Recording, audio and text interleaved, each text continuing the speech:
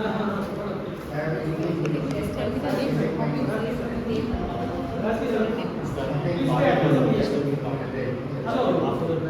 smoke is there. Please listen here.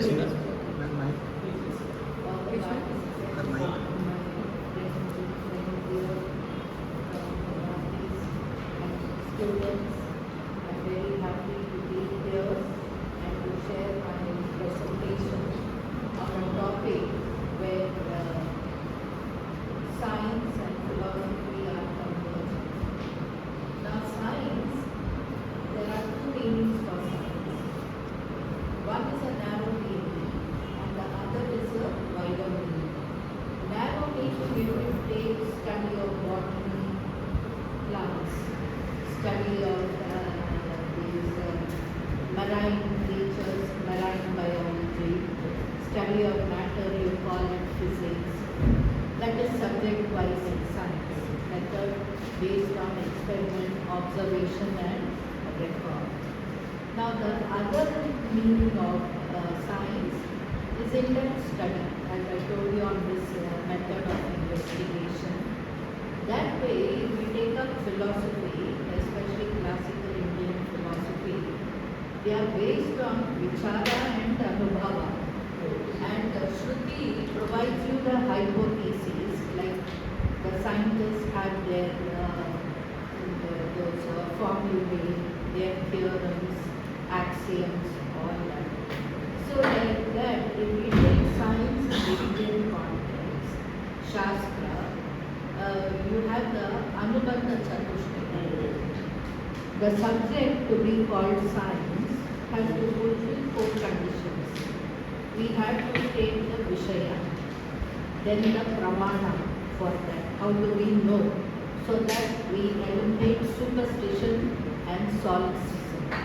Then we have to take the Phala, the result of that. Because Indians were not interested in things that did not have significance for total elimination from sorrow and pain. So how is it relevant for humanity and how much does it liberate human beings from bondage? And the other is Advaita, who is competent to comment on the subject or undertake a study of the subject. So if these 4 conditions are answered, any branch of knowledge becomes qualified to be called science. Alright? So this way we have 2 branches of knowledge in the Indian context, like you have philosophy in the West, academic philosophy, religious philosophy, soteriology, theology, all that. Like that in the Indian context, we have Nyaya Vidya, equivalent to academic philosophy, thoroughgoing, rational, argumentative, all that. Then we have Adhyatma Vidya, what the West will call as soteriology or theories of salvation, that is concerned with religion. Now, Indian philosophy is both Adhyatma Vidya as well as Nyaya Vidya, because we come from Viveka, and perfect Viveka comes to Vairagya, like the 2 sides of the coin. Positively speaking, perfect Viveka is negatively talking Vairagya, because right knowledge will help you detach from attachment to worldly phenomena. So here, when we take up science and Advaita philosophy, Brahma Satyam, Jagat Vidya, Zero Brahmaiva Mahaparaha, everything, there are 2 approaches, objective method and the subjective method. Objective method, you have the Upanishad saying, it thought, may I become many, it entered into the many by becoming many. So you have the Panchamahabhutas, and you know the Swarupa and the Tatastha Lakshana of Brahman, Yatova Imani Bhutani Jayante, that from which everything originates, is sustained by and goes back into Brahman. Alright? So this Brahman is of the nature of Sat, eternal, Chit, consciousness, because the highest reality has to be a conscious phenomenon. And then it is Ananda by Swarupa, because the highest reality cannot be a miserable phenomenon. So you have this characterization as the Swarupa Lakshana of Brahma.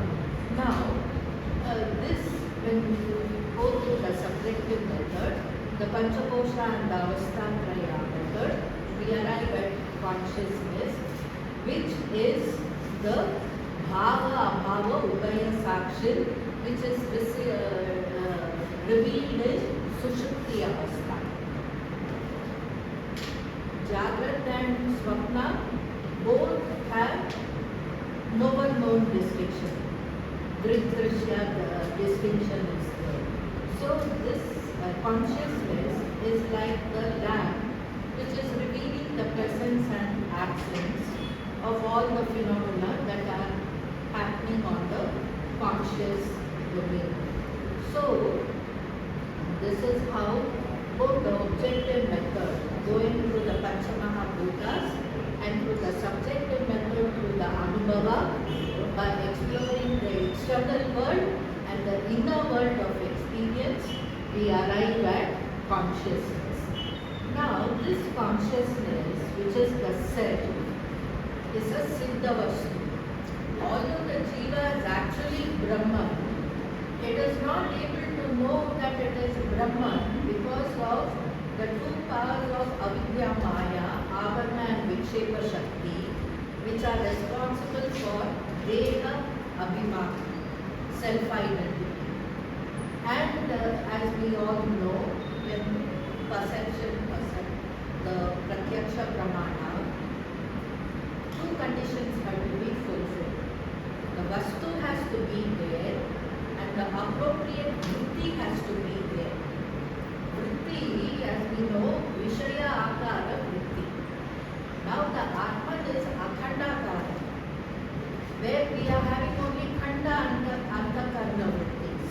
So although the Atman is present, we don't have the appropriate Vritti.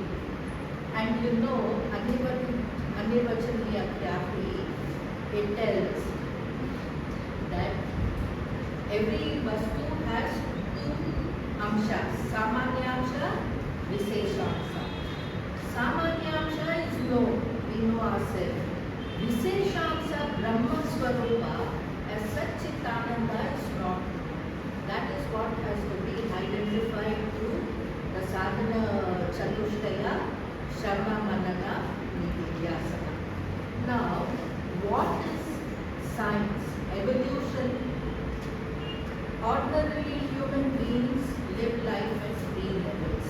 At the lower level, lower self, like animals, we live at the instinctive level, dominated by the senses. Then at the human level, the intellect divides the higher self and the lower self. So dharma, artha, kama come under the lower self. Dharma, through that we have to attain purushartha, paramapurushārtha, moksha. That is the higher self. So there are the two functions of the brain, lower brain and higher brain. Lower brain, you know, Maslow calls the hierarchy of needs. When all the lower desires of the body and the ideas are satisfied, the higher brain becomes free to concentrate on the spiritual evolution, which is psycho-spiritual. So the transformation is internal through the samskaras. So it is psycho-social evolution of human beings living in the society, detached attachment and effacement of the ego, which is responsible for the bondage. So it is through the brain, the ahankara, the person either falls into bondage or is able to liberate oneself from bondage, and that happens in two ways. Cultivation of opposites and another one, practicing indifference. Cultivation of opposites, lower self.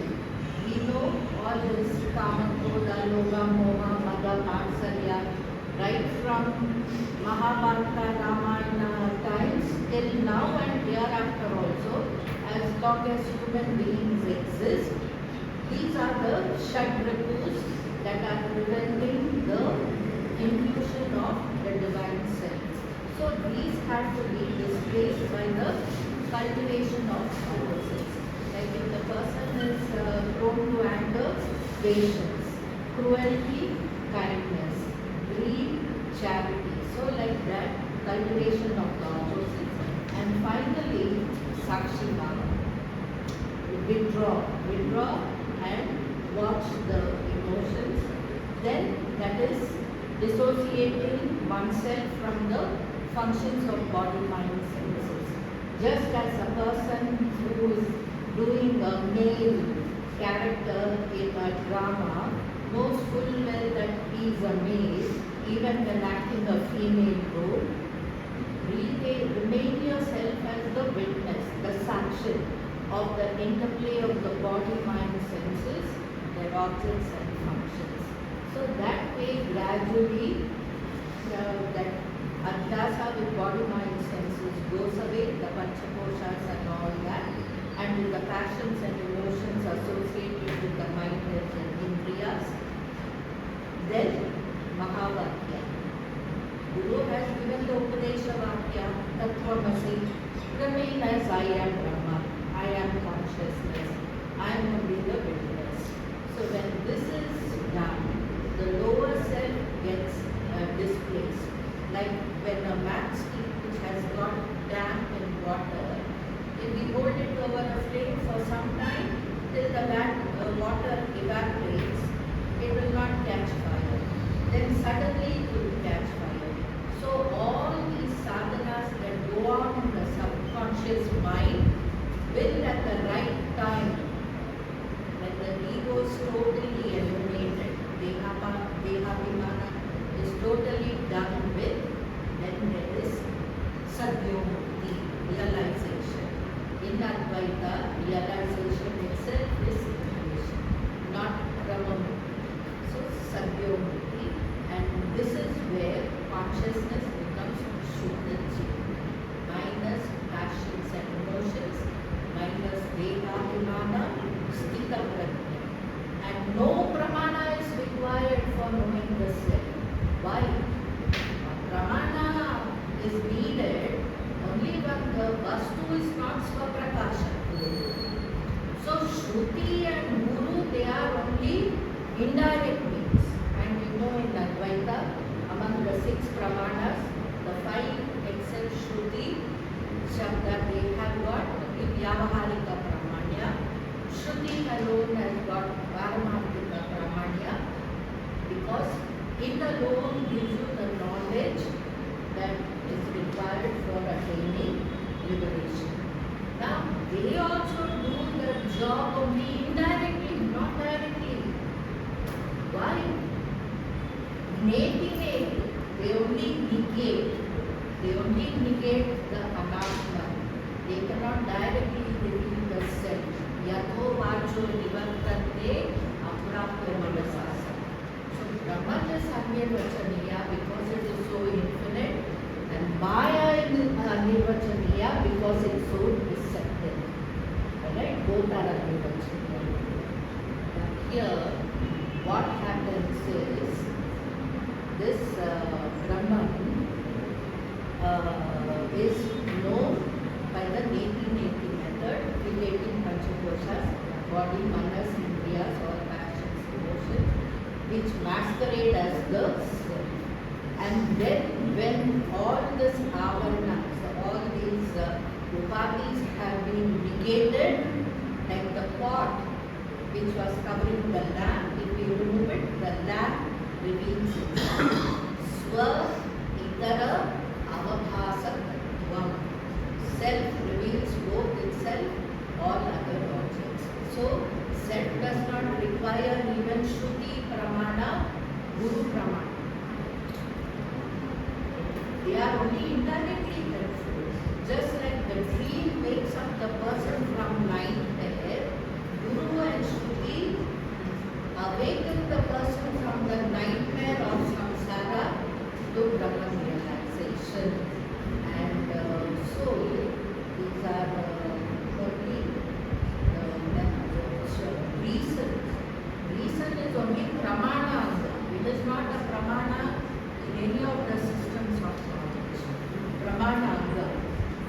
strengthens the pramana by eliminating error. Brahma, samshaya, viparyaya, all these are eliminated by yukti. But the truth reveals itself, swaprakasha, swatasiddha. After that, Brahmaveda, Brahma your body. So this is how, where the science ends, Advaita begins. And this is the